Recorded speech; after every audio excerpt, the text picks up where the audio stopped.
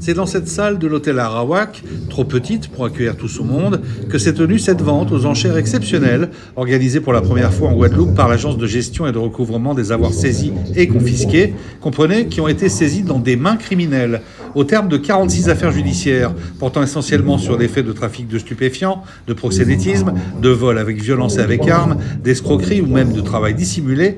193 lots ont été vendus aux plus offrants. Il s'agit d'une bague en or, 750 millième, avec une pierre blanche qui n'a pas été testée.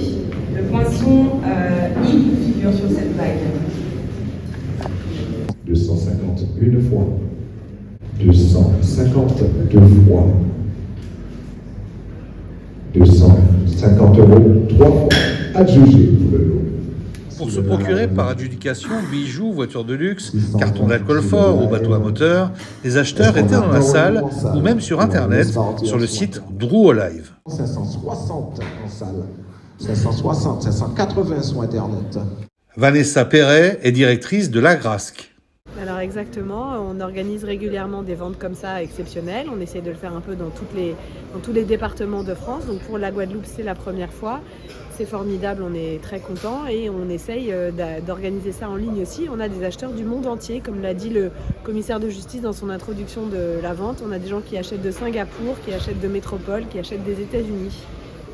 Et ce sont donc des biens confisqués lors d'enquêtes pénales, notamment. Des biens confisqués lors d'enquêtes pénales, 46 procédures sont concernées et ce sont des procédures de trafic de stupéfiants, d'escroquerie, de proxénétisme et de vol principalement.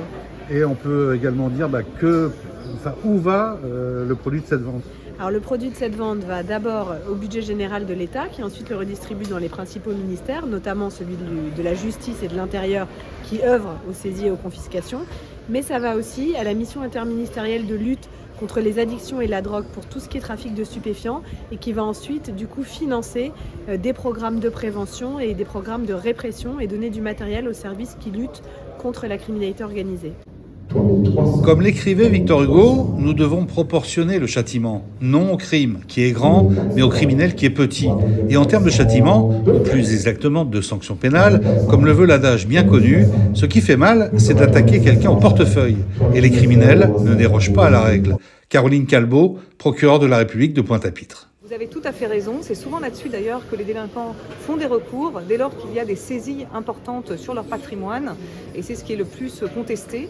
Donc oui, taper au portefeuille, c'est intéressant. Et surtout quand finalement ce portefeuille revient au service d'enquête. Je pense que notamment, là on est dans des ventes aux enchères, mais des fois ce qu'on fait, là récemment on a fait par exemple, saisie de véhicules, attribution au service d'enquête. C'est-à-dire que les services d'enquête vont pouvoir utiliser tous les véhicules qu'on a pu confisquer aux délinquants pour leurs enquêtes. Et donc ça, je trouve que c'est vraiment une solution qui est la plus intelligente, la plus adaptée pour permettre de renforcer les moyens des services d'enquête et également de taper au portefeuille des délinquants.